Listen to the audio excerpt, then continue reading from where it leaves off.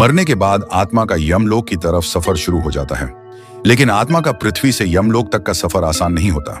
गरुड़ पुराण के अनुसार यमलोक और पृथ्वी के बीच की दूरी 86,000 योजन है, यानी लगभग 12,48,000 किलोमीटर। आत्मा को यह दूरी लगभग 348 दिन में पूरी करनी होती है। आत्मा प्रतिदिन लगभग 27 योजन यानी 300 किलोमीटर चलती है। नंगे पांव, कांटों और अंगारों पर यमदूत उसे रस्सियों से बांधकर घसीटते हैं। जहां आत्मा को पार करनी होती है 16 भयावह नगरी, जो एक से बढ़कर डरावनी होती है। तो आइए आज हम शुरू करते हैं इस शास्त्र वर्णित यात्रा के 16 पड़ाव। गरुड़ पुराण के अनुसार यम्यपुरी यमलोक यात्रा का पहला नगर है, जहां आत्मा को उसके जीवन के कर्मों की पहली झलक मिलती है। जब आत्मा पहली बार यम्यपुरी में प्रवेश करती है तो वह एक ऐसे नगर में होती है जहां कोई रंग नहीं, सिर्फ राख, अंधकार और चीखें होती हैं। गरुड़ पुराण कहता है कि आत्मा को यहाँ अपने जीवन के पापों और पुण्यों का पहला ज्ञान होता है। इसलिए यह चेतना की नगरी कहलाती है, जहां आत्मा को समझ आता है कि उसके अगले 347 दिन कितने कठिन होंगे।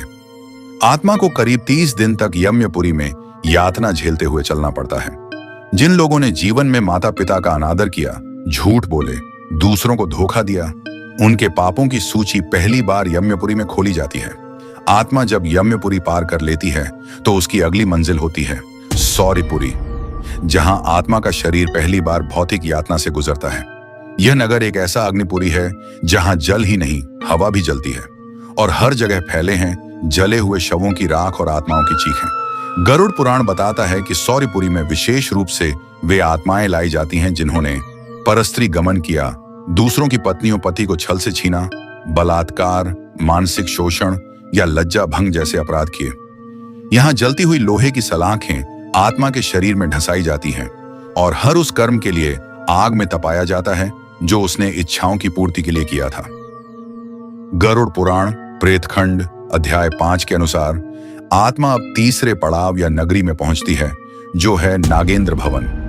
नागेंद्र भवन तक पहुंचते पहुंचते आत्मा को कुल 70 दिन से अधिक हो चुके होते हैं। नागेंद्र भवन ये कोई सामान्य नगर नहीं है। इसकी सीमाएं नागलोक से मिलती हैं। ये वो संसार है जहां हर पेड़ पर लटके हैं झर उगलते नाग, जहां जमीन सांपों से भरी है और हवा में तैरता है विष का धुआं।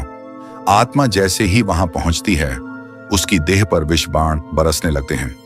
नाग उसके शरीर में घुसते हैं और बार बार डंसते हैं, लेकिन आत्मा मर नहीं सकती। उसका शरीर बार बार नीला पड़ता है और सूक्ष्म देह में जलन बनी रहती है, जैसे कोई उसे अंदर से जला रहा हो। गरुड़ पुराण के अनुसार नागेंद्र भवन में वे आत्माएं लाई जाती हैं जिन्होंने दूसरों के घर तोड़े, जलन, ईर्ष्या और द्वेष से भरे कर्म किए, धोखा देकर दूसरों को गिराया या उनकी हानि की। आत्मा को नागेंद्र भवन से निकलने में लगभग 35 दिन लगते हैं। आत्मा जब नागों की दुनिया पार कर लेती है, तब वह पहुंचती है एक ऐसे नगर में जहां सब कुछ स्वर्ग जैसा दिखता है। सुंदर महल, संगीत, पुष्प वर्षा, गंधर्वों का नृत्य। यह आत्मा द्वारा पार किए जाने वाला चौथा नगर है। इस नगर में प्रवेश करते ही आत्मा को स्वर्ग जैसी अनुभूति होती है। वहां वायु में दिव्य पुष्पों की गंध है, हर दिशा में गंधर्व स्त्रियां नृत्य करती हैं और चारों ओर रत्न जड़ित महलों की श्रृंखला है। लेकिन जैसे ही आत्मा उन सुखों की ओर बढ़ती है, उसके शरीर पर अदृश्य कांटे चुभने लगते हैं और सुंदर दिखने वाले दृश्य अचानक विकराल हो उठते हैं। तब आत्मा को असली विरक्ति की पीड़ा दी जाती है। गरुड़ पुराण के अनुसार गंधर्वपुरी में वे आत्माएं लाई जाती हैं जिन्होंने अपने जीवन में मोह माया को भगवान से ऊपर माना, जिन्होंने अहंकार में धर्म का अपमान किया, जिनका जीवन केवल दिखावे, संपत्ति और रूप सौंदर्य में डूबा रहा। गंधर्वपुरी में आत्मा को लगभग 25 दिनों तक रुककर मोह का दंड भोगना पड़ता है। इस बिंदु तक आते आते आत्मा की कुल यात्रा 95 से 100 दिन की हो चुकी होती है। गरुड़ पुराण के अनुसार मृत्यु के बाद आत्मा की अगली मंजिल शैलग्राम नगरी है। एक ऐसा नगर जो बाहर से शांत पहाड़ियों से घिरा है, लेकिन जैसे ही आत्मा इसमें प्रवेश करती है, वहां शुरू होता है एक अंतहीन तांडव। आत्मा के ऊपर हर कुछ समय बाद विशाल पत्थर गिराए जाते हैं। शैलग्राम नगरी में वे आत्माएं लाई जाती हैं जिन्होंने अपने बल और अधिकार का दुरुपयोग किया, जो निर्दोषों को दबाकर अपने लाभ के लिए हिंसा पर उतर आए, जिन्होंने गरीब, अबला और निर्बल पर अत्याचार किया और जिनके हृदय में दया का कोई स्थान नहीं रहा। आत्मा यहाँ लगभग 20 दिनों तक इस पीड़ा को सहती है और अब तक कुल यात्रा 120 दिन से अधिक की हो चुकी होती है। गरुड़ पुराण के अनुसार आत्मा थकी हारी पहुंचती है छठी नगरी क्रौंचपुरी, एक ऐसे नगर में जहां भयानक पक्षी आत्मा की आंखें, कान और चेहरा नोचते हैं, जहां चारों ओर अंधेरा और मसान जैसी गंध। ऊपर उड़ते हैं काले नुकीली चोंच वाले राक्षसी पक्षी जिनकी आंखें आग की तरह जलती है और ये आत्मा पर टूट पड़ते हैं जैसे मांस के भूखे गिद्ध। जैसे ही आत्मा वहां प्रवेश करती है, आत्मा को एक खुले मैदान में डाल दिया जाता है जहां ये पक्षी उसकी आंखें, जीभ, कान और चेहरा नोचते हैं।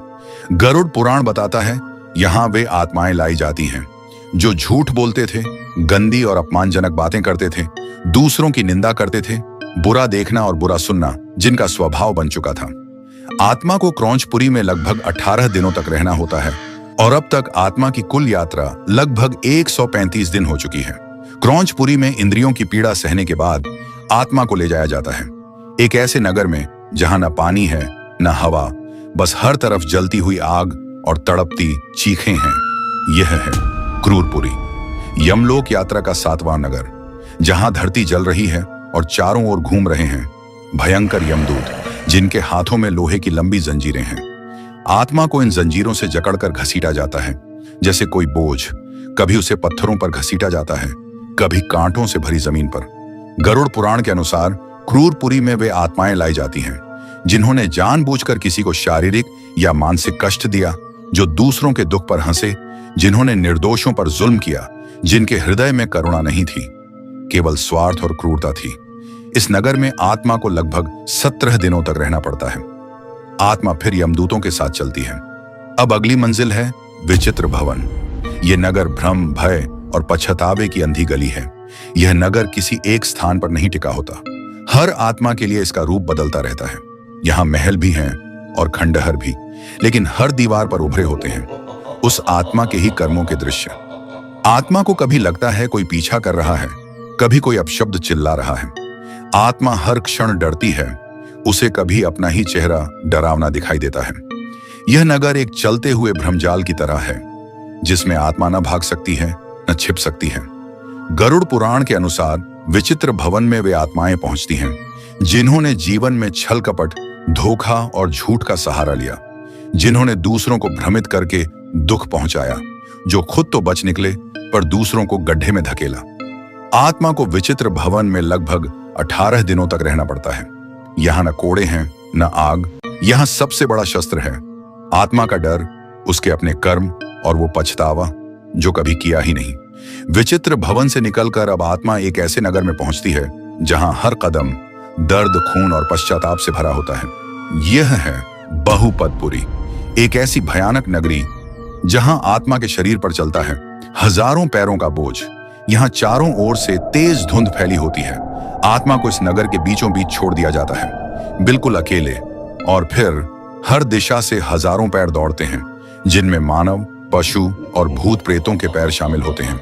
कोई आत्मा की पीठ पर चढ़कर कूदता है तो कोई उसके मुंह पर रौंदता है, पर आत्मा ना मरती है ना बेहोश होती है, बस वो इस भयानक पीड़ा को सहती जाती है। गरुड़ पुराण के अनुसार बहुपदपुरी में वो आत्माएं लाई जाती हैं जिन्होंने दूसरों को बार बार नीचा दिखाया, जो अपने पद या शक्ति का घमंड करके लोगों को दबाते रहे, जिन्होंने अपने स्वार्थ के लिए मासूमों को कुचला, जो जीवन में दूसरों को पैर की जूती समझते थे।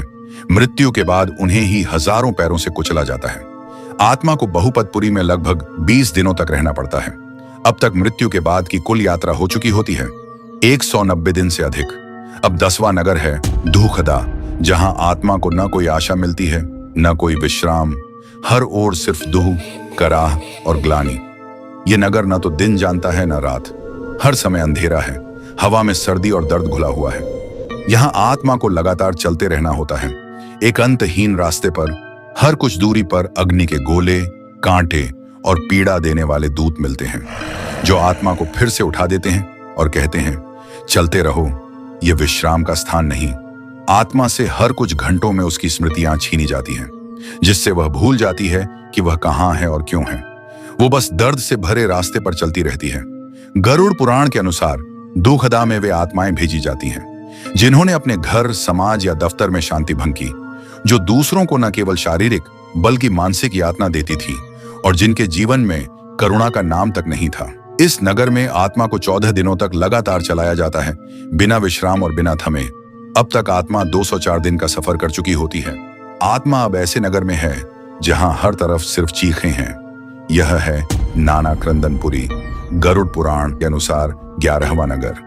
इस नगर में आत्मा अकेली है, फिर भी चारों तरफ दूसरी आत्माओं की दर्द भरी चीखें गूंज रही हैं। कुछ आत्माएं जमीन पर गिरकर छटपटा रही हैं, कुछ दीवारों से सिर टकरा रही हैं, कुछ बस अपना चेहरा ढककर बैठी हैं, जैसे उन्हें खुद को देखना भी गुनाह लगता हो। आत्माएं एक दूसरे को देखती हैं, पर किसी की मदद नहीं कर पाती। गरुड़ पुराण अनुसार यहां वे आत्माएं लाई जाती हैं जो जीवन में सिर्फ दिखावा करती रहीं, जिन्होंने अपने अपराधों की सच्चाई से मुंह मोड़ा, जो अपने झूठ और पापों को दूसरों पर थोपते रहे। आत्मा यहां लगभग 15 दिनों तक रहती है और आत्मा की अब तक की कुल यात्रा 219 दिन की हो चुकी होती है। गरुड़ पुराण के अनुसार आत्मा अब पहुंचती है कृष्ण पिंगल नगरी। यह नगरी एक भयावह जंगल के बीच है। चारों ओर काली धुंध, जलती हुई हवा और आकाश में उलटे लटके अंगारे दिखाई देते हैं। इस नगर में जैसे ही आत्मा पहुंचती है, दो भयानक यमदूत सामने आते हैं, एक कृष्ण वर्ण का, दूसरा पिंगल वर्ण का। दोनों के हाथों में अग्नि से तपती हुई लोहे की सुइयां होती हैं। वे आत्मा की जुबान को खींचकर बाहर निकालते हैं और आरंभ होती है वह यंत्रणा जिसे गरुड़ पुराण में झूठ की आग कहा गया है। आत्मा की जुबान को गर्म सलाखों से जलाया जाता है। इस नगरी में उन आत्माओं को लाया जाता है जिन्होंने झूठ बोलकर निर्दोषों को फंसाया, कपट करके रिश्ते तोड़े, झूठी गवाही देकर दूसरों को बर्बाद किया, धर्म, दान और भगवान के नाम पर लोगों को ठगा। आत्मा को इस नगर में लगभग 14 दिनों तक रहना पड़ता है और अब तक की कुल यात्रा 233 दिन की हो चुकी होती है। अब आत्मा आ चुकी है रौद्रपुरी में, गरुड़ पुराण प्रेत खंड अनुसार 13वां नगर। यह नगर अंधकार से ढका हुआ है, जहां दूर दूर तक जलती लाल आंखें दिखाई देती हैं। इस नगर में दया नहीं, सिर्फ गुस्सा है। हवा में बार बार गूंजती है भयानक राक्षसी आकृतियों की हंसी, जिनकी लंबी जीभ, जलते हाथ और लोहे जैसे पंजे हैं। राक्षसी दूत आत्मा पर टूट पड़ते हैं और उसे चारों ओर से घेर लेते हैं। आत्मा जितना बचने की कोशिश करती है, राक्षस उतना ही ज्यादा क्रोधित होकर आत्मा को पीटते हैं, काटते हैं, नोचते हैं। आत्मा को उसकी ही चीखें वापस सुनाई जाती हैं और राक्षसी आकृतियां उसके कानों में उसके ही कहे हुए बुरे शब्द दोहराती हैं, क्योंकि जिसने जीवन में क्रोध फैलाया, अब उसे क्रोध की ही आग में फेंका जाता है। गरुड़ पुराण कहता है, इस नगर में वे आत्माएं भेजी जाती हैं जिन्होंने जीवन में क्रोध में आकर अपनों को दुख दिया, जो बार बार दूसरों को अपशब्द और धमकियां देते थे, जो हिंसा, मारपीट और घृणा फैलाते थे और जिनका स्वभाव ही हमेशा आक्रोश से भरा रहा। अब वही गुस्सा राक्षस बनकर उनके पीछे पड़ा है। आत्मा को यहाँ 12 दिन तक रहना होता है। अब तक की कुल यात्रा 245 दिन की हो चुकी होती है। राक्षसों द्वारा दी गई असहनीय पीड़ा झेलने के बाद अब आत्मा पहुंच चुकी है एक ऐसे नगर में जहां बारिश होती है, लेकिन ये बारिश जल की नहीं, बल्कि मल, मूत्र और रक्त की होती है। यह है पयोवर्षणपुरी, इस यात्रा का 14वां नगर। यह नगर सड़े हुए दलदल, गंदगी और दुर्गंध से भरा है। यहाँ आसमान हमेशा काला रहता है और गिरती है एक अजीब सी भारी वर्षा, जिसमें मल, मूत्र, मवाद और रक्त बहते हैं। आत्मा जहां भी भागने की कोशिश करती है, वही गंदगी उसे और गहराई में डुबो देती है। हर सांस के साथ उसे घिनौनी, दुर्गंध और कीड़े रेंगते हुए महसूस होते हैं। गरुड़ पुराण के अनुसार पयोवर्षणपुरी में वे आत्माएं भेजी जाती हैं जिन्होंने दूसरों को मानसिक या शारीरिक रूप से अपवित्र किया, जो निंदा, अपशब्द और घृणास्पद विचारों से दूसरों को गंदा करते थे, जो जानबूझकर पवित्र चीजों को अपवित्र करते थे, जैसे कि मंदिर, जल, भोजन या स्त्रियों की गरिमा। ऐसे लोग मरने के बाद उसी गंदगी में डूबते हैं जिसे वे दूसरों पर फेंकते थे। आत्मा को यहाँ 11 दिन रहना होता है और अब तक आत्मा की यात्रा 268 दिन की हो चुकी है। जहां पहले पापों की गर्मी आत्मा को जलाती थी, अब आत्मा पहुंच चुकी है वहां जहां सब कुछ ठंड से जम चुका है। यह है शीताध्यपुरी, गरुड़ पुराण प्रेत खंड अनुसार 15वां नगर। इस नगर में चारों ओर धुंध और बर्फ की मोटी परतें फैली हुई हैं। पेड़, जमीन, आकाश सब जम चुके हैं। तेज बर्फीली हवाएं आत्मा को चीरती हैं। हर सांस में ठंड शरीर को भीतर से तोड़ती है। आत्मा जब आगे बढ़ती है तो बर्फ उसके पैरों को जकड़ लेती है। आत्मा का पूरा शरीर बर्फ से जम जाता है।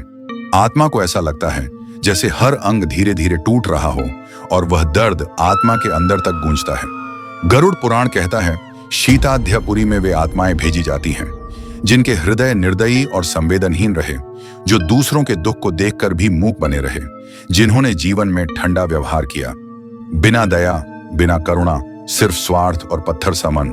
अब मृत्यु के बाद ऐसे लोगों को बर्फ की उपेक्षा मिलती है। आत्मा को यहाँ 12 दिन तक रहना होता है और अब तक की यात्रा लगभग 294 दिन की हो चुकी है। गरुड़ पुराण प्रेत खंड अनुसार 16वां और अंतिम नगर, जिसके आगे बहती है भयंकर वैतरणी नदी, यह है बहुभीति। यह एक रहस्यमयी नगरी है जहां ना कोई दीवार है ना कोई रास्ता, बस चारों ओर तैरते हैं छाया चित्र जिनमें आत्मा का हर पाप एक चलचित्र बन जाता है। आत्मा जहां भी देखे उसे अपने ही कुकर्मों के दृश्य दिखते हैं। कहीं वह किसी को धोखा दे रही है, कहीं कोई मां रो रही है, कहीं कोई निर्दोष उसकी वजह से तड़प रहा है। पूरे जीवन के पाप अब एक एक करके आत्मा के सामने प्रकट होने वाले हैं। हर दृश्य उसकी ही करनी का आईना है, जहां आत्मा भाग नहीं सकती, ना आंखें बंद कर सकती हैं। हर आत्मा को इस पड़ाव से गुजरना होता है, चाहे उसका पाप बड़ा हो या छोटा, क्योंकि यही वह स्थान है जहां आत्मा का अंतिम लेखा जोखा तैयार होता है। यहां आत्मा के सारे पाप और पुण्य गिनाए जाते हैं। यही आत्मा को समझ आता है कि कर्म कभी भी क्षमा नहीं करता। गरुड़ पुराण के अनुसार आत्मा को यहां 13 दिन तक ठहराया जाता है। अब तक आत्मा की कुल यात्रा लगभग 307 दिन की हो जाती है। 307 दिनों की वो अंतहीन पीड़ा में 16 नगर पार करने के बाद अब आत्मा उस मोड़ पर है जहां सामने है एक अंधेरी सड़ान से भरी नदी, जिसका नाम है वैतरणी नदी, जहां बहता है सिर्फ पछतावा, जहां पानी नहीं आत्माओं का रोना बहता है, जहां हर लहर चिल्लाती है, अब भाग नहीं सकते, अब सिर्फ भुगतना है। क्या आत्मा उस नदी को पार कर पाएगी या वहीं डूब जाएगी अपने ही कर्मों के भार से? जानिए अगली कड़ी में वैतरणी नदी, जहां आत्मा की परीक्षा शुरू होती है, सिर्फ मंथन कहानियां पर। अगर आपको हमारी वीडियो पसंद आती है तो कृपया वीडियो को लाइक और चैनल को सब्सक्राइब करें। धन्यवाद।